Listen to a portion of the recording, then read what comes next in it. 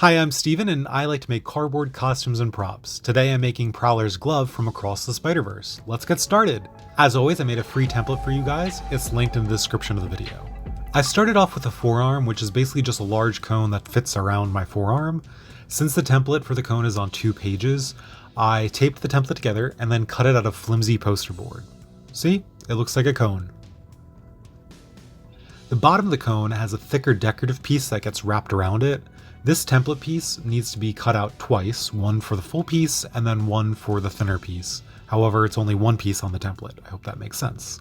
Since both of them need to be thicker than poster board, I used corrugated cardboard. I made sure the corrugation lines ran up and down so that the pieces would curve easier when I curved them around my forearm. And if you're following along, a utility knife really comes in handy for these corners.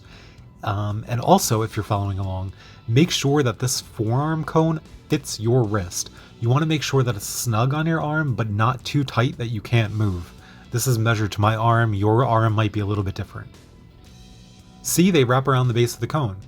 But first I needed to glue strips of cereal box cardboard to the inside of the cone in order to connect the edges and keep the cone in a cone shape. Otherwise it would just, lay flat. These strips are going to be temporary, but they help so much when I'm gluing on all of these decorative pieces. I added 3 strips to the inside of the cone so the cone would be held in place, and then hot glued the corrugated cardboard pieces that I just preemptively curved around the base of the cone. With that done, I moved on to rolling up all the cylinders. I cut them out of the template and then rolled each strip of paper around a highlighter. That's the thickness that you want, the thickness of a highlighter, a Sharpie, a marker, something like that. The easiest way to roll up all these strips is just to cut out the strip of paper, roll it up with a highlighter, take the roll off, push the edges down so they're all nice and neat, and then slip it back onto the highlighter and secure it with white glue. It sounds way more complicated than it is, but I was able to make all 20 rolls in less than 30 minutes. White glue is your friend with these paper rolls, but don't overdo it. You do not want the paper to be saturated with glue, which is going to make it wet and soggy and wrinkly.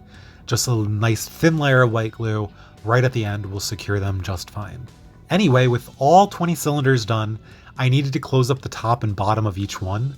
I debated about how to do this, but I figured that the easiest way was just to add dollops of white glue to scrap paper and then stand the cylinders on top of it, let that glue dry, and then trim off all the excess paper so that would close up the end. When the glue was dried and trimmed, I was able to flip it upside down and do the exact same thing for the other side. And yeah, it's kind of weird, but it works, so I'm not complaining. After all those cylinders were completely dried and the ends were completely sealed, it was time to glue them onto the forearm. I was a little worried that I would not be able to glue the rolls into a straight line around the forearm, so I put 2 rubber bands onto the middle of the cone to act as guidelines for when I was gluing. This really helped a lot because it allowed me to glue without worrying about the spacing on the top and bottom. Once all that glue dried, I was able to slip off the rubber bands over the cylinders, and as you can see, all of the cylinders are really nice and neat. I took a mini break and then came back to this and added a strip of cereal box cardboard to the bottom and the top of all of the cylinders. This strip is about 1/4 of an inch thick and is just meant to look like an end cap on each of the cylinders.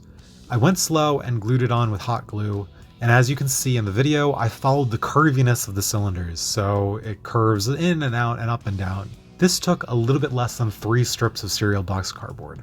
Prowler's Glove also has 2 big cylinders on it, right on the top of it, so I rolled them up out of paper and then added a corrugated cardboard top and bottom piece and a cereal box end cap, which was just a thin rectangle of cereal box just wrapped around the ends. And then once all that was done, I added a decorative piece that's just a corrugated cardboard rectangle right onto it. These cylinders will eventually get hot glued onto the top of the forearm, but I decided to keep them separate until the very end. However, I've been talking a lot, so I'll let you watch the next few seconds in silence.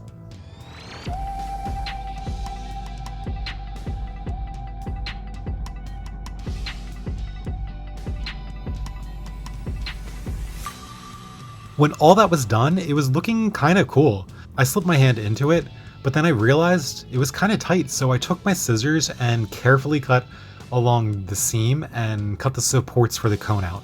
I'll add Velcro to it later so it stays shut, but for now it's onto the glove. Ah, the glove. The right hand glove. The base of it is just a dark colored garden glove that I got from the dollar store right before I started filming this video.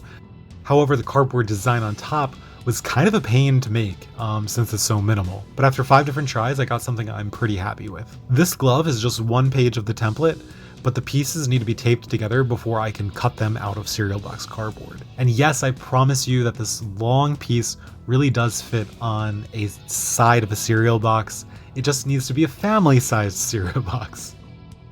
Anyway, I cut these pieces out of cereal boxes and pushed the edges together. Using masking tape, I taped on the inside in order to assemble the glove. When you push the edges together, it starts to curve and make the shape of the glove. It's hard to kind of visualize it when you just see the flat piece, but you just push the edges together and the curves start to happen. The good thing about this glove is that it's supposed to be boxy.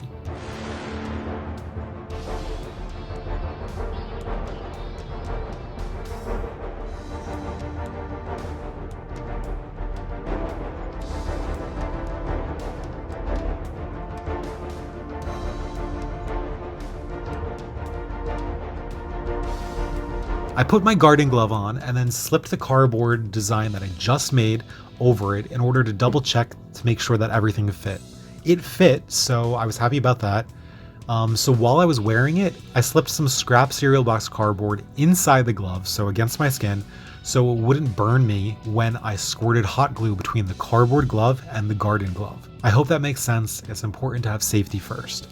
At this point, I didn't know what I was thinking, but I decided to cut the elastic on my glove. Do not do this. This is completely stupid, completely pointless, and I wish I didn't do it because it shows the side of my wrist and the finished product. Do not cut the elastic on your glove if you have elastic. If you have something like a rubber glove, like a dishwashing glove, you don't need to cut the edges off of it either. But even with that mistake, I tried everything on and thought it looked kind of sexy and I really liked it. The decorations on the glove are pretty minimal, just a little piece on the top of the wrist and then another piece for the top of the hand. The piece on the top of the hand has 2 little cutout circles on either side. If you're following along, put a piece of cardboard on the underside of these circles and trim it down. Filling up the circles just makes it easier to glue down onto the actual glove. Okay, on to the claws. The claws take up 2 pages of the template, 1 page for the fingered and then 1 page for the pointy nails. All these pieces are the same size, they're not customized per finger, so I went into beast mode and cut them out of cereal box cardboard. If you're looking at the template, the dotted line needs to be scored. Do not cut all the way through. Scored means that do not cut all the way through. For the finger pieces, you're going to fold down the scored line. The scored line helps it bend, and then push the V together before you lightly tape it shut on top. On the underside, so flip it over, add a tiny bit of hot glue near the bottom of the V, so the bottom of the V. Just a tiny little dollop. Let that dry and then add more hot glue to the rest of the seam. Let that dry again and then add a zigzag of hot glue so the glue is touching both sides of the inside of the cardboard finger. I know that sounds weird and I know that sounds pointless, but gluing it down in those 3 steps really helps keep them stay shut and prevent the seams from popping open when you're wiggling your fingers.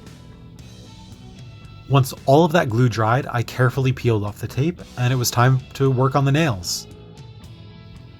Once again, the dotted line in the center was scored, so just lightly cut, not cut all the way through.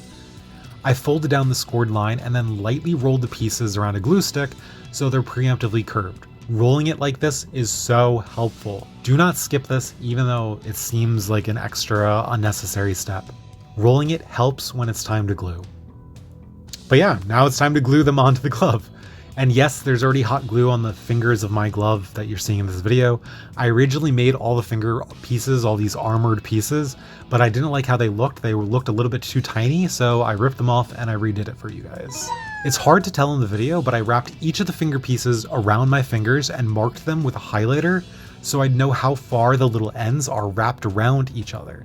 I could then hot glue those ends together so all the finger pieces would become rings. I did the same thing with the nails. wrapped each one around my fingers and marked the overlap with a highlighter, I could then glue the ends together in an appropriate position so the nails would also form rings. So once all of the finger rings and all of the nail rings were dried, I slipped them onto my fingers and secured them with a tiny, tiny squirt of hot glue. If you're doing this, be careful and don't burn yourself. Just a tiny little bit of glue is going to help them to stick. When I added the glue, I did not even feel the glue through my glove. So just a tiny little bit. It's like a little tack of glue. I took the glove off my hand and then covered each of the nails with a thin layer of white glue to make them a little bit more rigid. Since the nails are thin and pointy, I was worried about them bending, so the layer of glue just helps make them rigid and protect them from wear and tear. But with that, it was time to paint. The paint job is so straightforward. Everything other than the rolls gets painted in black craft paint. When the black paint dried, I painted the cylinders in purple mixed with neon pink. The cylinders got about 3 coats of paint, and I tried to create an ombre effect where it was darker at the edges and brighter in the center. I did this so it kind of looked like it was glowing, but also if you just paint it one single color, it's going to look really flat. So definitely mix purple with neon pink. Once the cylinders were dried, I painted all of the black with 1 coat of silver craft paint, just 1 coat. I made sure to use long brush strokes when I was painting this, so it wouldn't dry and look all splotchy and choppy.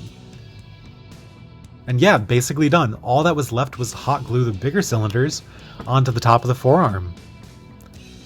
Let's check out the glamour shots.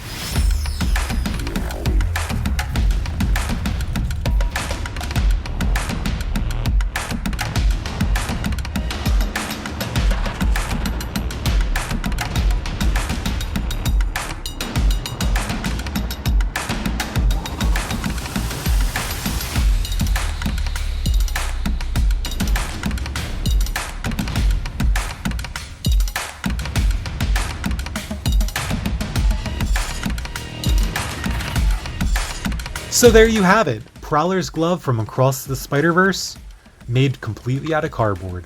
I love how it turned out, and I might start wearing it everywhere I go. All gloves should have pointy fingers, they're super fun. To be honest, no one requested this video, and I have no idea if any of you guys are even interested in the Prowler, but when I saw his glove on the screen, it was like destiny. I knew I needed to make it, and I hope you guys like it.